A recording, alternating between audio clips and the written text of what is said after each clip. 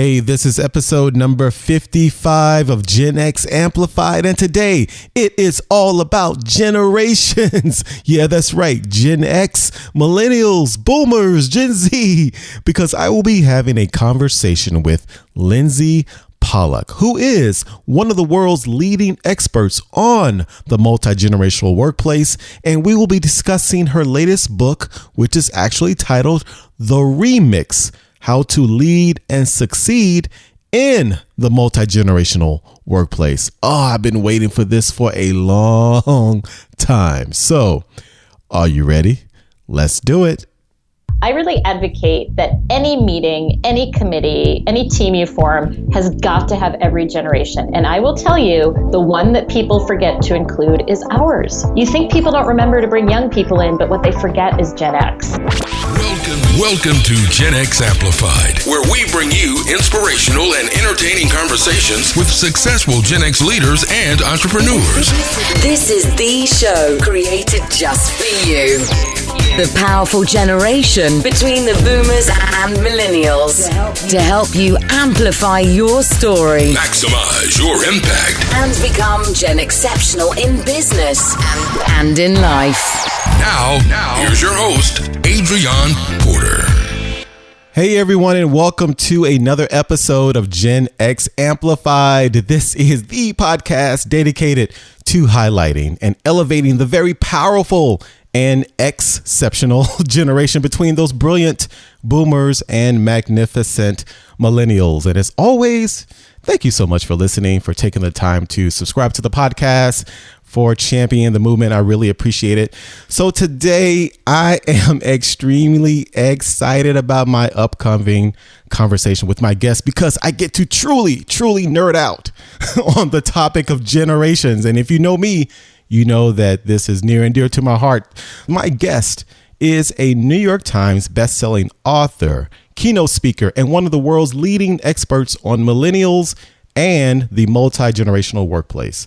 She is the author of multiple career advice books that include Getting from College to Career, Your Essential Guide to Succeeding in the Real World, and also the book Becoming the Boss: New Rules for the Next Generation of Leaders. But her latest book is definitely another game changer, which is titled The Remix, which, by the way, is not a biography on the music of Puff Daddy. Hey, I love Diddy. But anyway, but the full title and subtitle is The Remix: How to Lead and Succeed in the Multi-Generational Workplace. I love it. And she is here, right here on Gen X Amplified, to discuss and unpack this book and more. So without further ado, please welcome my Gen Exceptional guest, the remixer herself, Lindsey Pollak. Lindsey, what is going on? That was definitely the best introduction I've ever gotten. So leave it to a Gen Xer to have the best introduction for another Gen Xer. Thank you. I'm so happy to be here. I love it. I'm humbled, and I am happy that you're happy, and I'm happy that you're here, because fellow Gen Xers unite, fellow generational geeks unite. This is going to be awesome. How are you doing today? I'm good. Let's nerd out. I can't think of anything more fun than nerding out about generational differences. There are very few people in the world as excited about that as you and I, so let's do it. I know, right? And before we get into this great book, which I read, and I definitely encourage all of my listeners to pick it up, The Remix, and we're going to unpack it further. Can you, Lindsey, just walk us through, I should say, a little bit about your professional and personal journey leading up to your current role as this New York Times bestselling author, the speaker, this generational champion? Because, you know, many of Gen Xers and people in our audience, and even boomers or millennials that may be listening, are very interested in compelling stories. And as Gen Xers, we definitely have stories to tell because of our experience. Can you just walk us through briefly your experience and your story? Absolutely. And I think it's so important because nobody's story is perfectly linear, and nobody sort of sets out as a child and says, I want to be a generational expert when I grow up. So I definitely have a story to tell. Awesome. I think that the key to it is that I really followed my interests, even when I didn't know where they would lead. So graduated from college. I was on a Rotary scholarship to graduate school in Australia, like local Rotary clubs sponsored it. Wow. And that was a really big transition for me. I really had absolutely no idea what I wanted to do with my career. But my mom had started a business when I was growing up. I had interned and worked in the summers at a women's business development center. So I was really kind of interested in entrepreneurship. And this was way before being an entrepreneur was cool or trendy, or they had entrepreneurship classes in college. I mean, this was in the late 90s. And I decided to write my thesis on women's entrepreneurship, which was kind of unique. I got a master's degree in women's studies, and I came back to the US, to New York. I grew up in Connecticut, and it was the dot-com boom at the time. And if my Gen Xer friends remember, you had to work in it. I mean, it was so exciting. And there was a magazine called Working Woman that had a website, and I got a job at workingwoman.com in business development. I wasn't even a writer, but I loved it. I was just immersed in this new dot-com world, in women and career issues. I was in my 20s at the time, so I kind of gravitated to the early end of the career spectrum. But on the side, I kept my connection to these local Rotary clubs, which are just business groups, all over the world. And they asked me to give speeches at their meetings to thank them for my scholarship and talk about my experience. So I was kind of on the public speaking circuit before I knew that that was a thing. And I really didn't give it much thought. Then Working Woman went bankrupt, like so many dot-coms did. And I started freelance writing, and I was doing newsletters and articles and just anyone who would pay me to write. And kind of one day, after a couple of years, a friend of a friend asked me if I could teach writing at corporations, so a corporate training role. Okay. And I just sort of realized that I loved the speaking as much, if not more, than the writing. And so I taught writing, I taught public speaking. And then in 2000, I guess early 2000s, I started speaking on college campuses. I started a blog about how to get a job right out of college. A lot of it was I didn't really know what I wanted to do. I wrote my first book, Getting from College to Career. And then the word millennial came around 2008 when Barack Obama was running for president. They sort of identified that demographic, and everything exploded with that word. I changed my branding from entry-level career advice to millennial career advice. LinkedIn found out about my work and hired me as their first campus ambassador. So I went around the country teaching LinkedIn. Oh, wow. And PricewaterhouseCoopers became my first corporate client. They cold called me and said, "We hear that you speak to college kids, that you understand young people. Could you speak to us about them?" And like any good entrepreneur, I said, "Yeah, I do that. Absolutely." And I quickly wrote up a speech and a program. Right. And I started doing that. And that's really when everything changed. I wrote my second book, Becoming the Boss. And for about 10 years, I was really known as one of the earliest millennial experts, which was great.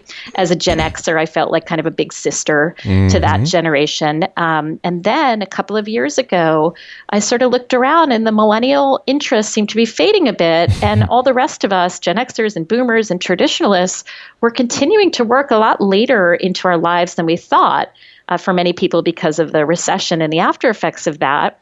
And I transitioned to the topic of my latest book, The Remix, which is the multi-generational approach. And that's really felt like another kind of authentic transition because, it's never about one generation. It's about all of us. And just to put a little Gen X cherry on top, I really think as a Gen Xer, the sort of forgotten generation, the middle child generation, I think there was always something about me that felt a bit like an outsider in corporate America, in this sort of baby boomer dominated world, millennial dominated world. I don't think it's an accident that I'm a Gen Xer who just sort of never fit into big companies and big industries and kind of found my own path. And I've always really considered it an asset to have that perspective. And I thought that might be kind of an interesting take for you. I really think it's part of my career development to be Gen X. Well, it's just to double down. Well, first of all, thank you so much for walking us through that story. And it's interesting. I was just thinking about the books that you wrote prior to this latest one and started your author journey. And it seems like there was this natural development progression in the title and the subject matter of your book. So your first one, Getting from College to Career, obviously was targeted toward the very younger at the time. I'm not sure what year it came out, but younger millennial. And then getting right into once they graduate and start their career, and then you came with becoming the boss. Well, once you're in the corporate world, as many millennials are, not just negatively stereotyped, but like all of us want to progress, you are providing them a roadmap to now how do you become a leader and a boss. And then so that was pretty cool. I like the progression. I'm not sure if I'm sure maybe that was intentional for you to develop that pathway of series of books. It was very intentional. Okay. And then now, since they're the boss, and among other Gen Xers and even Boomers that are still the boss. Okay, how do we all mix it in a pot and create this great recipe of responsible leaders and generations? And that's where your latest book. But just kind of going back to what you were mentioning, you being a Gen Xer and me being a fellow Gen Xer, you're right. I feel that we have this unique perspective, and it's interesting. Like for me, it's weird. I just started on this whole generational focus journey just naturally. I've always been kind of a history geek, if you will, and I've talked about this story before, but it's a true story that I mouthed the words Generation Exceptional back in 1996 for the first time. Are you kidding? Oh yes, I actually have it. I have it on cassette tape, which I use in my speeches, and I use it literally. So I was speaking at my church at the time, and I would do these little speeches for these themed days, and we had Youth and Young Adult Day. It was 1996, and they asked me to do like a 5 to 10 minute speech just talking about youth and young adults, and I was 25 at the time, and I still have it on cassette tape, believe it or not. And I was just talking about us as a generation and young adults and being in our 20s, and it was 1996, and how they call us lazy and how there's so many vices out there in the world. And then I remember, I started this speech about how they call us Generation X, which means X means the unknown. And then at the end of the speech, I turned it around and said, now it's time for us to stand up and become that positive generation and rename that title to Generation Exceptional, Generation Exuberant, Generation Exemplified, Generation Extravagant. And I literally did all this in 96. And so now I would have never known back then. I did not know then that it would kind of 360 itself around. And now as a 40-something Gen Xer, we have different pain points, different opportunities, and I'm championing this cause. So it's funny when you talked about your story, it reminded me of how in life, all of us, all generations are put in certain places, right? And we go through different experiences. And in that moment, you never know how all of your previous experiences will help shape your destiny. And that goes for any generation. So you're definitely a testament to that. And it just reminded me of kind of my story as well. Absolutely. And I'm just so struck, lots of people, as I'm sure they do with you, ask me, how do I do what you do? How do I become a professional speaker? How do I become a podcaster? How do I write books? And I always say kind of start where you are, start small. I started at Rotary clubs, which are in every town in the world. And you started at churches, which are at every town in the world. Right. That was before the internet, but I think everybody thinks they have to start on the Today Show, and sort of have this big platform. You can start in your local community like we did, and that really builds your platform for something much bigger. So I think that's so interesting. I mean, that was what it meant to be an influencer or go viral in the 90s, was to speak at Rotary clubs and churches. I think it's really interesting that we both have that background. Yeah, we do. And then we both obviously naturally gravitated. I've always been interested in social sciences. I remember actually I bought and read Bill Strauss and Neil Howe's book Generations when it came out in 91. I read it a few years later and I devoured it. And then, even though they shape their years a little differently. I go by Pew Research, which is 65 to 80 for boomers. Me too, yeah. But they use 61 to 81. And it's all fine. I always tell people, you're a Gen Xer if you got through high school without Google, basically. If you and being that, with what I love about Lindsey, your path and what your focus is, it's so relevant and it's so needed right now, is that you've taken your experience of helping become that mentor to millennials early on in your professional speaking career. And you still are, but your brand was shaped around that.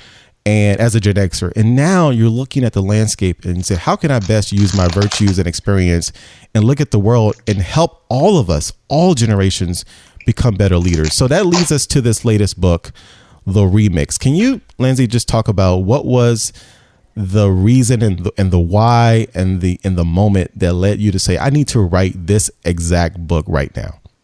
I love that question because it's hard. I will tell you, I have pitched books to my publisher that did not become books. Every idea does not turn into a book. Oh, wow. There are a lot of failures and a lot of suggestions where they said, no, that's not interesting to me. Okay. Originally, the idea for becoming the boss was about getting your second job. And they were like, that's really boring. Nobody wants to read a book about getting a second job. It's about getting the leadership position. So my first book, Getting from College to Career, was 100% from my own experience. Okay. I wanted to write the book that I wish I had when I graduated from college. It came out in 2007. I graduated college actually in 1996 that you mentioned. So less than 10 years after I graduated, what do I wish I had? It was totally driven by that desire. Same with Becoming the Boss. What do I wish I had known before I started managing other people? And then I thought about writing about entrepreneurship. What do I wish I had known? But for the third book, what was different was I had a much bigger speaking audience and reading audience. And I started to really listen to what they were asking me. So the questions started to be things like, we get that millennials are important, but what about everybody else? We get that millennials are the largest generation in the workplace, but all the rest of us are still here too. I have people in my team who are 20, 30, 40 years apart in age. How do I communicate with them? And so it was really these questions that I get. My primary business is teaching workshops and giving keynote speeches. And I really listened to the questions people were asking me in those sessions. And that's what led to the remix, which was, how do we make everybody feel included and successful when you have the largest range of ages in the workplace in American history? This is not like something that happens every once in a while. Right. And the reason is not young people coming in. The reason is people are working into their 70s, in 80s, and even 90s. So we never had the range that we had before. And that started to be the critical factor for people. It was like, okay, we get the younger people, fine, they're here. But what do we do about everybody else? And that's really what drove the book. Oh, I'm so glad you said that. And I'm going to go back to something you mentioned earlier, then loop back around. When you talked about why you wrote the remix and even the impetus for writing your previous books, you said a line that I think many people need to hear again, that are thinking about starting something, creating something, whether it's entrepreneurship, or even if they're not wired or don't have any aspirations to become a business owner, even if they are a professional at a job, just creating something of value. Many people think that they don't have anything to offer. And you said the reason you wrote your book is that you wanted to write the book that you wish you had. And that is the reason you did what you did. That is the reason why I created Gen X Amplify, because at the time, and I was going through, when I started the podcast, this kind of mid-career malaise, and I was looking for inspirational content that spoke specifically to the pain points of my generation. There was really nothing out there specifically. So I said, let's create this.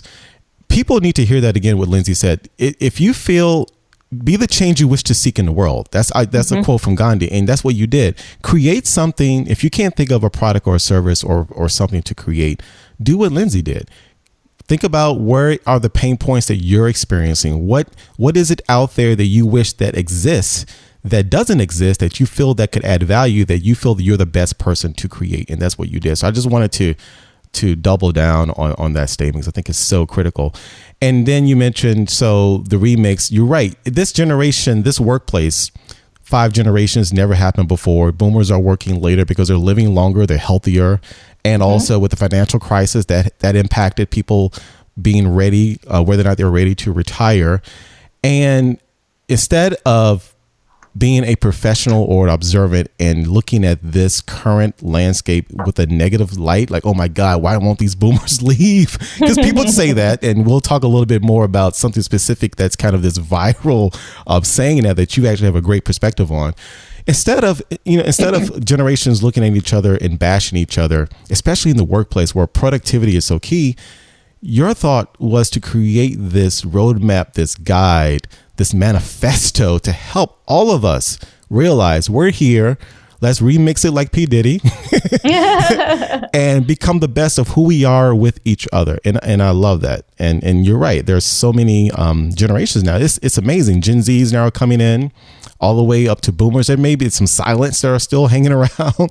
When you first put the manuscript together, did you have a hard time thinking this will fly, or did you get a lot of positive response? What was the kind of the feedback? Well, because I had more of a speaking business at this point, I tested a lot of the content with audiences while I was writing it, which is always very helpful to do. Okay. But I also think, I tried to not just make it about my ideas, which were certainly part of it, but also what was I seeing that was working? Because the cool thing about being in 2019, going into 2020, is that we have a lot of real data now on what works. There are a lot of companies that have successfully integrated millennials. There are a lot that have made mistakes. There are a lot that have been 5 generations. And I started to look at examples of multi-generational workplaces that were successful. And the classic example I always give is look at political campaigns. Okay. Most political candidates have people of almost every age, from 18 and younger sometimes to, people who are significantly into their 80s or 90s because they believe in a cause. Nonprofits where people believe in a cause. Universities, you have students up to tenured professors. We're not the first, we have a lot of data on this kind of thing. And so when I looked at those, I started to see patterns that emerged, and I kind of tested those on my clients and audiences. So that was kind of the process that I used. What's successful, and can that be a lesson for other people? So interesting. So would you say that you mentioned political campaigns, which I'm a political junkie also as well. I just love what you sounds like you notice what helps rally around multiple generations is this unifying element of purpose and cause. Is that correct? And is that and because of that, would you say that is a great lesson for all of us, and even workplaces, and even just companies building a strong brand, whether it's a corporate brand or an employer brand, to stand out, is to rally around something that transcends the services and the products that's bigger than who they are? Yeah, transcends you is, I think there are 2 things about political campaigns. And I would also say families are a good example, right? Everyone understands generations because everybody's part of a family that has different generations, but you have a common cause or a common connection point, which is that you're family. Right. And so I think with something like a political campaign, the other piece of that I think is really interesting is there's never a question on a political campaign that everybody's perspective is important because voters are every age. So I think when you look at it and say, how does our organization reflect the world around us? You need college kids to go recruit college voters. You need elderly people on the campaign to recruit elderly voters. You need soccer moms to recruit soccer moms. There's sort of this inherent belief in inclusivity, not on every campaign, I'm sure, but the idea is that we need to be reflective of the world around us. It's a diversity conversation, but I think it's that combination of common shared purpose above yourself that kind of takes you out of yourself, and an understanding that your organization has to be reflective of who your customers and clients and investors and stakeholders are. Love it, love it, love it. So the book, I love the book, and I like the way that you structured a lot of the talking points and your insights. And for example, you have these different rules for remixers at the beginning. And the very first one I think is great, and it's critical that is the first one, is rule number 1. Stop the generational shaming. Can you go into that a little bit more, Lindsey, and why you feel all of us, Gen Xers, Millennials, Gen Z, sometimes they're called plurals, why all of us should just stop shaming each other? There are 2 reasons. First of all, it's wrong. It is bias. I mean, if we said the things that we say about just millennials, they're lazy, entitled, they're narcissistic, they want trophies for participation, are addicted to their phones. What if I said that about women? Would you let me on your podcast and say, well, you know what, Adrian? All women are lazy. That's right. All Asian Americans are entitled. Like, what? Like, why is it okay to say that about a generation, instead of any other topic? It's not okay. Right. Number 2, it's stupid because millennials are the largest generation in the workplace. Like, I feel like there are companies who genuinely want me to come in and say, you know what, you don't have to hire any millennials. It's okay. You need every generation. You can't just throw a generation of millions of people aside and hope the next one is better. Right. This is what we have. And so it's counterproductive too. The other piece of it is everybody is guilty of this. Yes. Because older people shame younger people and always have. They called the boomers the hippies. You mentioned they called our generation slackers, which always irritated me because people like you and me are far from slackers. And I hated that. I hated that feeling. Millennials are being called everything under the sun. We're starting with Gen Zs. You know, it's sort of this lifelong habit. And the idea of criticizing people because of their age, it just never made sense to me, particularly older people shaming younger people. And we're in the middle of this controversy now. You mentioned it a little at the beginning, this OK Boomer hashtag. I just wrote an op-ed about it for Newsweek. And this is the young people sort of fighting back. And if you say to a young person, you're so entitled, you know, the retort is OK Boomer. But that's just sort of saying, well, you did it first, so we're going to throw it back at you. I just wish and advise, frankly, from a business personal success perspective, you will be so much more successful in life and in business if you embrace everybody. And I want to introduce a word that I heard from a fellow blogger, Gina Pell is her name. She likes the word perennial, which is someone who is really of all ages, can relate to people of all generations. Her classic example is Lorne Michaels of Saturday Night Live. He doesn't try to act young, but he has a real finger on the pulse of what is popular for different generations. He stays current. And so that concept of staying current, but also knowing your history, to me is sort of the essence of a perennial. And I really like that statement. It's not about saying generations don't matter at all, because I think they do. I think it's really important to understand what era people were raised in and what expectations that gives them. But that said, it doesn't make someone better or worse, and it solves absolutely nothing to criticize people for their generation. It's just counterproductive, in my opinion. I love it how straightforward it's wrong.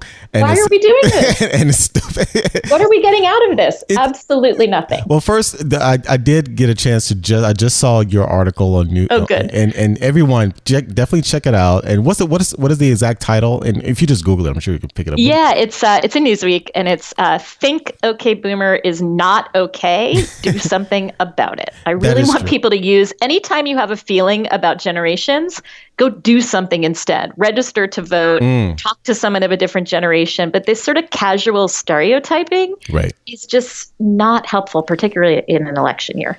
It's oh my God, definitely not an election. You really hit it on the head. And just unpacking that further, you talked about how this generational shaming, and people tend to do it a lot, and it's just wrong. But for some reason, when it comes to age and generations, it's a little bit more accepted than, like you said, when it comes to gender or ethnicity.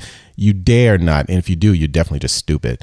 But for age and generations, it seems to be okay. And I think part of that, what you said, is that, especially specifically for generations, some people don't think they exist, which I think they do. That's what social sciences is about. And again, we don't have to agree on the years. We don't have to agree whether or not it is true or not. But people, I do believe the era that you are born and raised in and coming of age, it does shape your perspective on things. Not everyone is the same. And we never say that. Just like all women aren't the same, all men aren't the same, all African Americans aren't the same.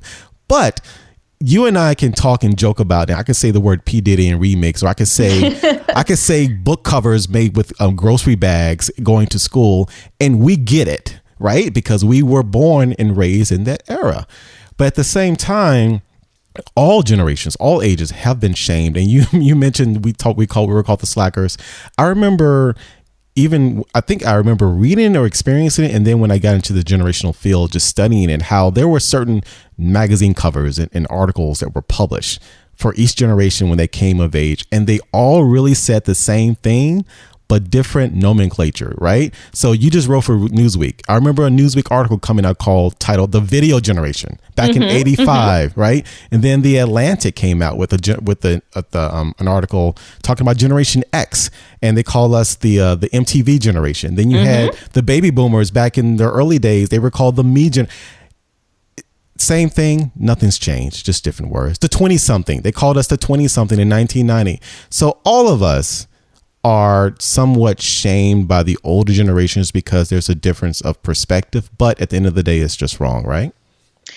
I agree. And you mentioned earlier, some people don't like this idea of even talking about generations. Yes. And I get that, right? Yes. We Yes. are more alike than we are different. Yes. And you can never isolate the generation from gender and ethnicity and sexual orientation and so many other factors. Right. But the reason I think generations are relevant is your expectations about what the world will be, the environment you're born into. And I will just give you one example. We are all human. We are all more alike than we are different. But if you are a baby boomer and you started working in the 1970s, there is a 60% chance that you have a pension to support you through your retirement. The world at that time offered pensions to people who retired. If you are a person, Millennial or Gen Z, 35 and younger, there is a 14% chance that you will have a pension.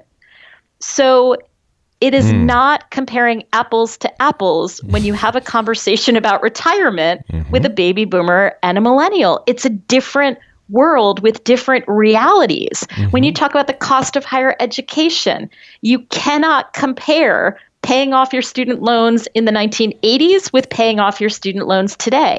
And so when you look at it from that perspective, it doesn't mean that we don't want to be educated or don't want to retire or don't want to work hard or don't have the same emotions.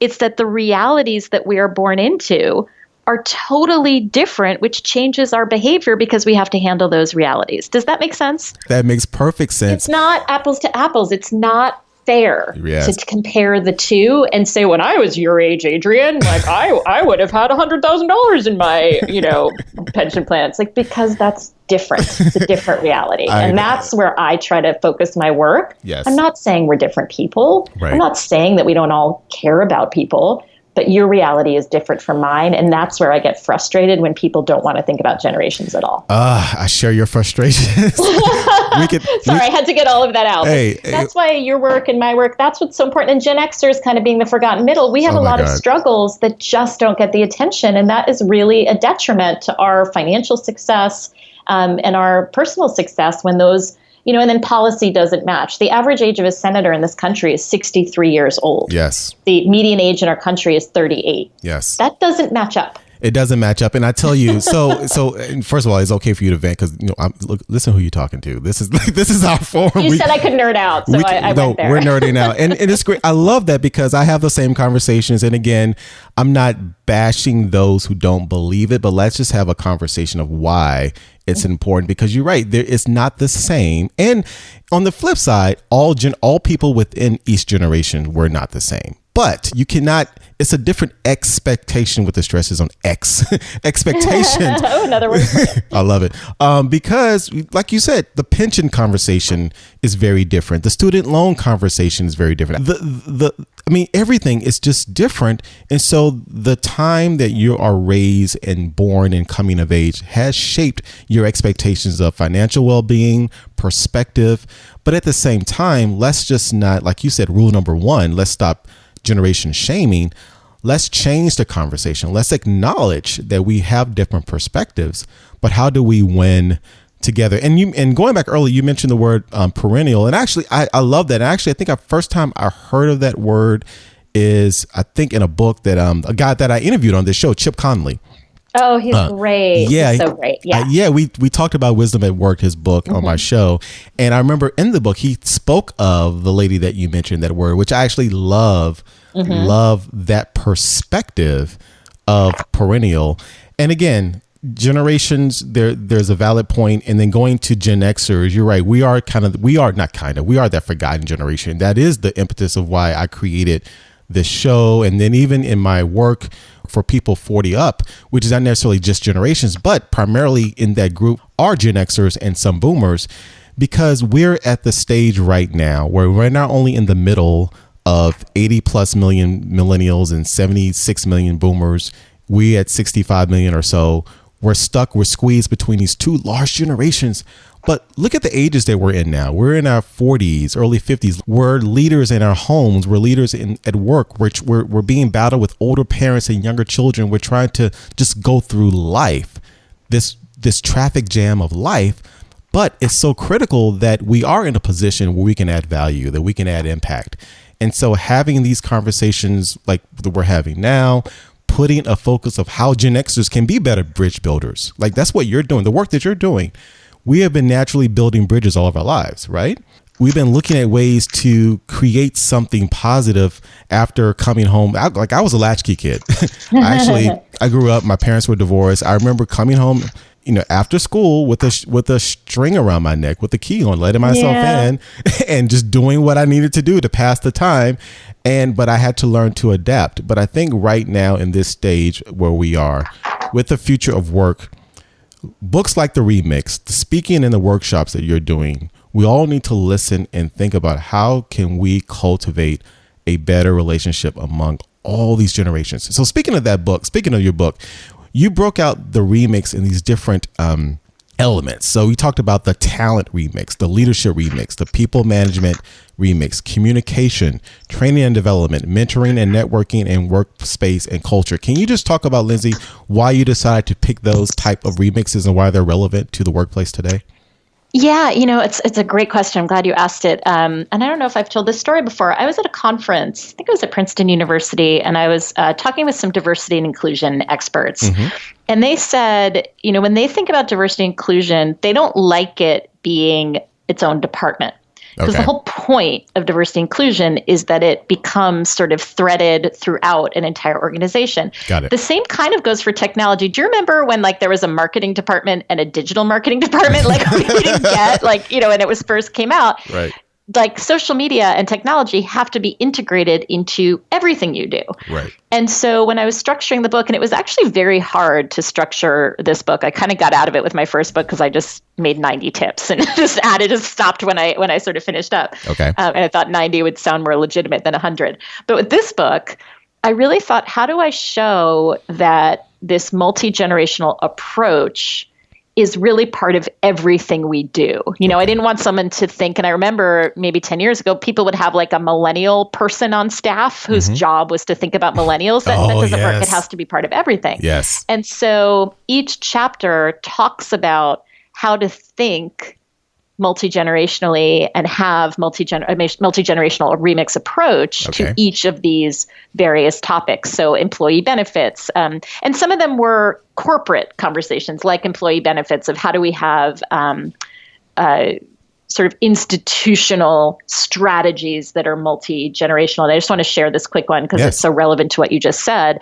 PricewaterhouseCoopers found that their young employees were not contributing or taking the company match to their 401k. Okay. And it's always been sort of a characteristic of good companies that they offer a 401k match, right? That's the number one bullet point on their career website, that we offer a 401k match. Right. Well, the young people weren't taking it. And the people at PricewaterhouseCoopers, probably said something like, well, that's because they're lazy, entitled narcissists and millennials don't care about their financial future and, all that. And then they actually asked the millennials. And of course, why did the millennials say they were not contributing to their 401k? Because they were paying off their student loans. Wow. And so PwC, and now 4% of companies in America now do this, but PwC was among the first. They changed their policy and offered the option. We will either match your 401k contribution or we will match your student loan debt repayment. Wow. Because that's an acknowledgement. 4% of companies, there's legislation in Congress to make this more palatable for companies. It's saying the times in which you're growing up, if we genuinely want to support you as your employer financially, we need to genuinely support you where you need it. Right. Adrian is now applying for a job at PwC. Wow. But I think that perspective, that's an organizational decision, right? An individual boss cannot make that decision. So I wanted to tell those stories. But then in the communication remix chapter, I wanted to tell the story of how if you and I are on the same team, and we're different generations, on that day-to-day level, how can we communicate better as two people if we were two different generations? And the answer there is just ask each other, hey, Adrian, what's the best way to communicate with you? Because you can't assume that a Gen Xer always loves email and a baby boomer always loves face-to-face and a millennial always wants to text. That's not always the case. So you have to get into the habit, kind of like we're doing with pronouns now for sexuality and gender, of getting into the habit of asking, what are your pronouns? Right. And now getting into the habit in a multi-generational environment of saying, how do you like to communicate? Because different people perhaps because of generation, perhaps not, want to. So the structure of the book was, how do I show the really, really, really big picture stuff that will help all generations, but also how do I show the little stuff that could change your day to day? Wow, I love that. That is so great. And isn't that amazing, the PwC thing? I mean, how forward thinking is that? That is awesome. And I didn't know about that study. Oh my God. That is really great. And that is so relevant to the workplace today, and the fact that they would uncover those data points it's so key. And when I read your book and I went through it, I truly feel, again, this is a book that's needed at this time. I mean, again, you talked about political climate earlier, even though this is a book specifically for work, but we all can use the workplace as a model for just the world. And with the political climate, you have different candidates running across different generations. And there's always, being a generational nerd, if you will, I love devouring this stuff. And what's interesting to me that I've came across a couple of articles, because I'm always interested to see, and I've studied like which presidents have been in what generations. And we've been in the boomer generation for the past 3 cycles or so, starting with Clinton, even though, Obama, he can kind of claim Gen X. He's a cusper. He's a cusper. I feel like he's a cusper, he's but a cusper. Really more boomer. He's a cusper. And I think like Michelle, she's 64. So if you go by Pew, she's like right there. But then Obama. I'd like to claim Michelle for ours because I really like her. So I'd like to put her on Team Gen X. But Hey, I'm with you. I'm with you. So again, it's interesting. But I came across an article, and I was curious to see for 2020. All right. Will Gen X finally get its president, right? And this is not a political conversation. Just heads up for all my listeners. This is just some insights. And there are a couple of viewpoints that, Gen X may miss its moment. And in history, and I did not know this, there have been, I think, 4 generations since the Civil War that have never donated a member to the White House, from starting with the progressive generation, which is 1843 birth rate up until 1859. Then you have the lost generation, which is 1883 to 1900. The silent generation, believe it or not, is 1927 through 45, still hasn't dedicated a president, I think, to the White House.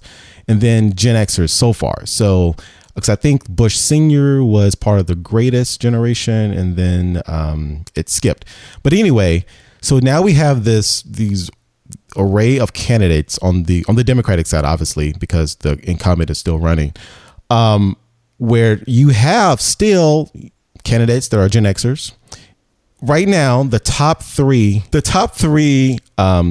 polled, or the top 3 candidates on the Democratic side that are running are all boomers, including Bernie, who's a silent, I believe. And so it's interesting to see this dynamic, right? Not to say that a Gen Xer should be president, but this is a very important conversation to have. Who's going to lead the country, and are they equipped to lead the country with respect to age, with respect to generations? I'm just curious to hear your thought on the idea of, will Gen X ever become president?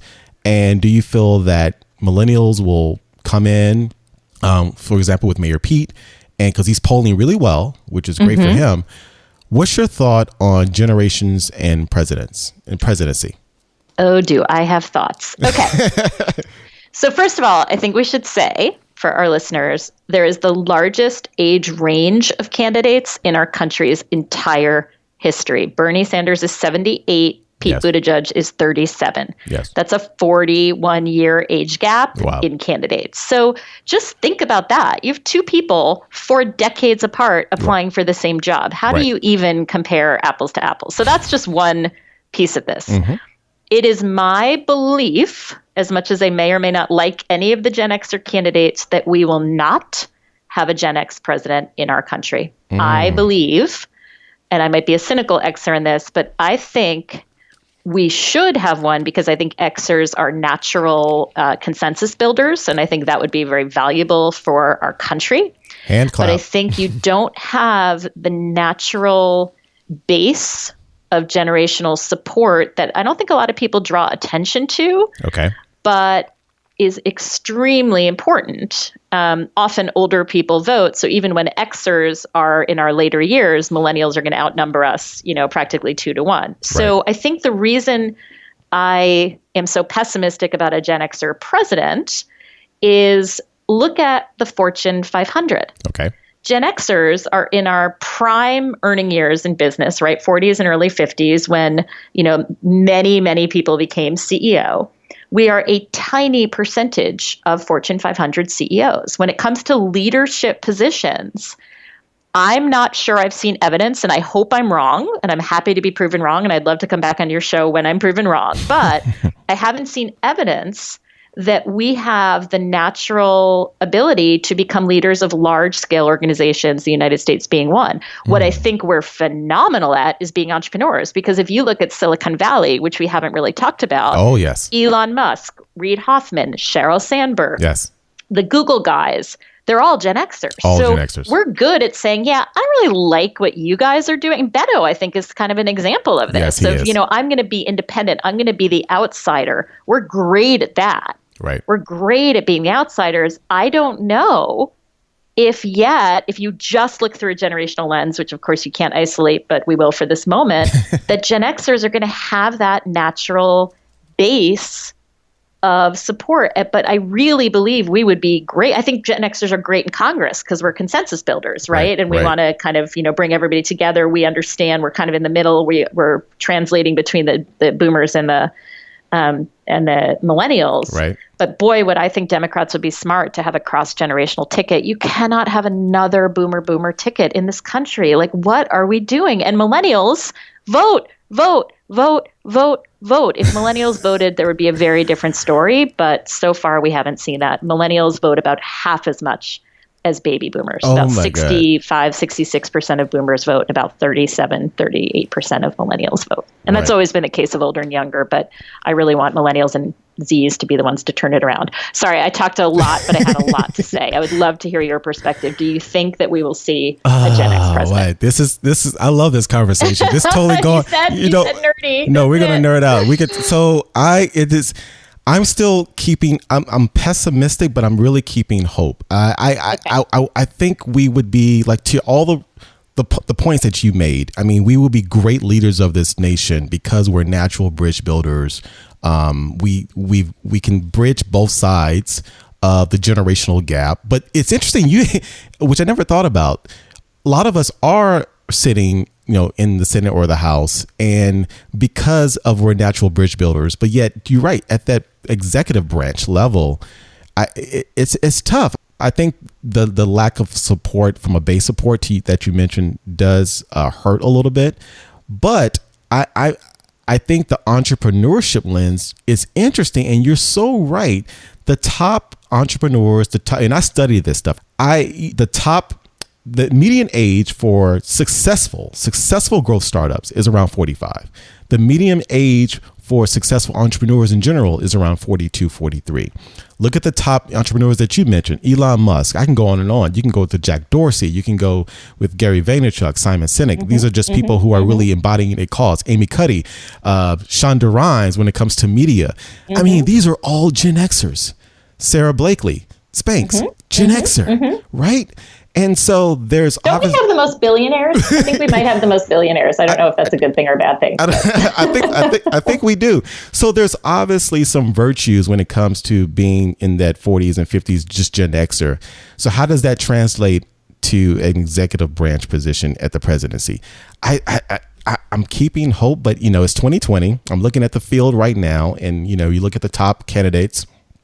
It doesn't look that good for Gen Xer. So then there's 2024, depending upon what happened. I don't know. I think it's tough. We can have a whole episode, an entire episode on generations and politics, and specifically Gen Xers. And I think it's getting a little dim, but I can talk about this for years. I do want to highlight something since I have you on. I will say this, being in this work, I do have one thing that bothers me a little bit when it comes to generational conversations or articles, and me being really like I'm a champion for our generation, for all generations, but I'm trying to fill the void, because I think, to your point, Gen Xers, we do need to be highlighted and elevated because of where we are in our trajectory. And, right now when it comes to the happiness curve, we're at the bottom of the curve. So there's obviously a need to really empower and inspire. And that's the work that I'm trying to do. Every time I see an article on Gen X, can we please stop using the same Ferris Bueller Day Off or Breakfast Club images, please? First of all, that was 85. Let's use images of Sarah Blakely or the Dorseys. I just have to. I never said really this. Interesting, though. Let's talk about that. That is so interesting. I never thought about that because with other generations, we let them age. When we talk about Bob Dylan, we show him today. Yes. Right. When we talk about boomers, just to give like a random example. That is so interesting. It bothers me. We only look at that. And I just read the biography or the memoir of Demi Moore. Wow. And I read Rob Lowe's autobiography memoir, and they hate that. They absolutely hate it. That is, oh my God, Adrian, that's like a PhD thesis. That's so interesting. I hate it. I never said it. Because look who I have on. I can talk about it. It bothers me, and because this is my work, and so we always limit our, when it comes to Gen X, there's always an image of the classic movie with Ethan Hawke and Reality Bites, yeah. right? Okay, what year was that? Let's talk about Gen Xers as we are now. True enough, yes, a lot of times people frame Gen Xers or generations around when they came of age. But let's be real. There was a great article that came out, and I'm not going to name the source or the name, but it was a really great article. It was talking about Gen Xers being leaders today and why there needs to be more focus. But the main featured image showed a picture of Matthew Broderick from Ferris Bueller's Day Off. And actually, he's a boomer. He was born in 62. And so can we please, like when I do articles or content on generations, I'm going to show us as in our 40s really doing what we do now, because I think it's really key. And so, but what that does, that feeds into the slacker stereotype. It feeds into the limited perspective of Generation X when we just focus solely on images of the Breakfast Club or Ferris Bueller's Day Off or Reality Bites. And not to say that those movies weren't critical and important in our coming of age, what they are. Actually, Breakfast Club is one of my favorite movies of all time. But let's age along with the pain points and the opportunities and where we are in life today, so we can really empower each other as Gen Xers, so we can really inspire each other as Gen Xers. We can showcase the Tim Ferrisses and the Jack Dorseys and the Elon Musk and the people that are doing tremendous things on the world, the Michelle Obamas, who we're going to claim, that are in this age range that are doing great things because where they are in their life cycle, and show those images as opposed to the images of slackers in older movies. And I bet you would have a different conversation. Okay, that was my little soapbox. I have to jump in because you're really pointing something out here. When you mention all those movies, those are extremely white movies. But as we're talking about Cory Booker and Kamala and Michelle Obama, there's an extraordinary movement of Black Gen X politicians. Like, how do you feel as a man of color? Every single one of those movies you mentioned, I can't think of a person of color in any of those movies. No. I mean, it's a very white story too, don't you think? I don't know if you want to go there, but I think that's really interesting because politics is a very different story. Yeah, it is. There's a whole, we could definitely go there. You're right. Those movies I mentioned are the movies that are usually portrayed. Yeah. But then, I can go on.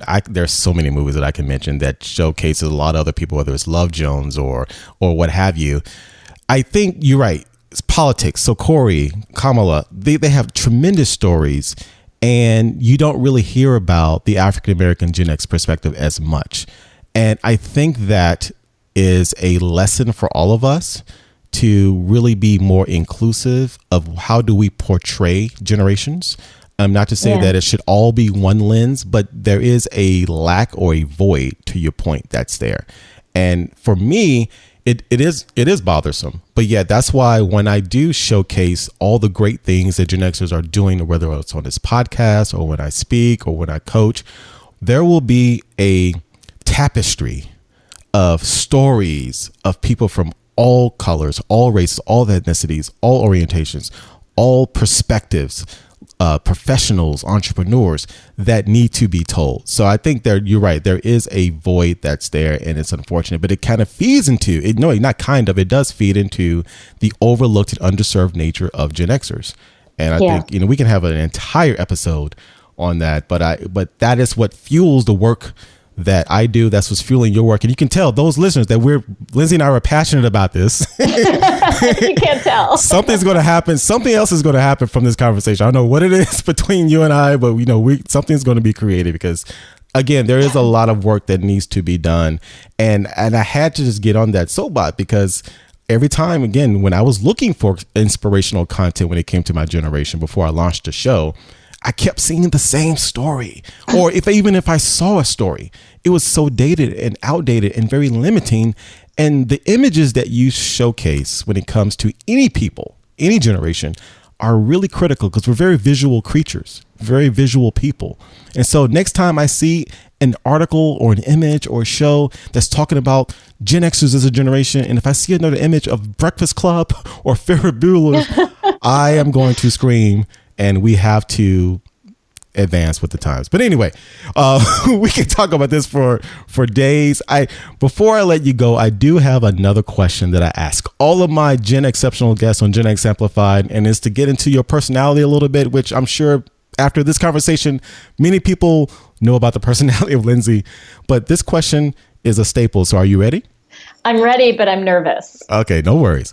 So, Lindsey, if there was a song that would play every time you enter a room or when you walk down the street that perfectly fits your story and the brand of Lindsey Pollak, what would that be? What would be your own personal theme song?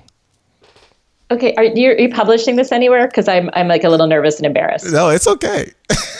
Okay, so I really struggled with this. And Okay. full disclosure, Adrian warned me that I would be asked this question. So I struggled, and I wanted something cool. And my friend told me to do Girl on Fire. And like, there were all these really great ideas. But honestly, I was like, what is the first song that popped into my head? And I am a very big, like, Broadway belter kind of fan. You know, those like big brash Broadway songs of a woman stepping out and being herself. Right. So the song that came to mind, for better or worse, is Don't Rain on My Parade. Do you know the song? Don't Rain on My Parade. Wow. Like, I want to do it my way. I'm having my parade. You could do things your way, but Don't Rain on My Parade, which is like a big band. I know it's really embarrassing, but I like to be different, and I like to do things my way, and I like to forge my own path, and you can do things your way. And maybe it's a very Gen X-y approach, but like, let me do my thing. Don't Rain on My Parade came up, and I'm literally blushing while I'm saying this, but that is my song. And I think I'm going to have to just own it and accept your laughter. You know what? I love it. See, that's why I do this question, because I love the different perspectives.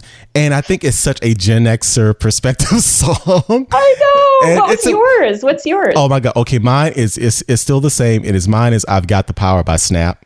Well, that's so powerful and cool. Yeah, and like, well, I'm sorry. And BB. I'm sorry, but no, it is. Well, I was a theater geek in high school, so. No, I love it. Yeah, it's I Got the Power because it's about my mission great. right now is helping others, especially us. All right, you have the power. Just don't rain it on my parade. I love it. I love that. I love that song. You know, this has been probably one of, if not the most fun conversations, most generational geek nerd out conversation. I mean, we literally could spend. I mean, we didn't even get to months ago when there was an interview, a news. There was an interview on. I won't name the network, that we're talking about millennials in the workplace, and they showed a graphic, right?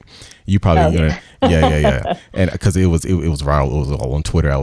And they showed a graphic, all these generations, and the silence, and the boomers, and the millennials, and there was a generation that was literally missing, like a big hole in the years. Hole, and I saw it, and it's just like, okay, this is why I do. This is it. This is it's amazing to me. But anyway, that's why the work that you're doing, Lindsey, is so important. Lindsey, for everyone that's listening, can you please let everyone know how they can get a hold of you, how they can get the book, how they can just really unpack and dig into your Gen Exceptional greatness? Oh, I so appreciate that. Thank you for this honor. It was so much fun. I did want to give like one last takeaway tip, which is exactly what you said. I really advocate that any meeting, any committee, any team you form has got to have every generation. And I will tell you, the one that people forget to include is ours. You think people don't remember to bring young people in, but what they forget is Gen X. So don't forget Gen X is such an important message. So thank you, Adrian, for having me. I will spell my name because it's a tricky one, and all of my social media and my website are all my name, Lindsey Pollak, Lindsey Pollak, lindseypollak.com, and on all social media. I'd love to connect, especially with fellow Xers. And my new book is The Remix, How to Lead and Succeed in the Multigenerational Workplace. Love it, love it, love it. Thank you so much, Lindsey. And I truly was honored speaking with you. Everyone, please grab the book. It is a game changer. It is so, no matter who you are, if you are a millennial listening in, a Gen Z, Xer, a boomer, a silent, please grab the book if you can. Take this back to your teams. Buy it for your team, for leaders out there. Buy it for your team members. This has been a great honor for me. And listen to what Lindsey said. When you're developing these teams and having these conversations and including all these different perspectives, please don't forget about Gen X. Just like in the famous eloquent words of the group Simple Minds in 1985, don't you forget about me. I just talked about The Breakfast Club, but again, I love the song. Don't you forget about Gen X. Lindsey, thank you so much for spending time with me and our Gen X Amplified audience. Thank you for the work that you do. It was a pleasure. Take care. Wow, that was so much fun, right? I truly got a chance to nerd out on one of my favorite subjects, generations. Wow.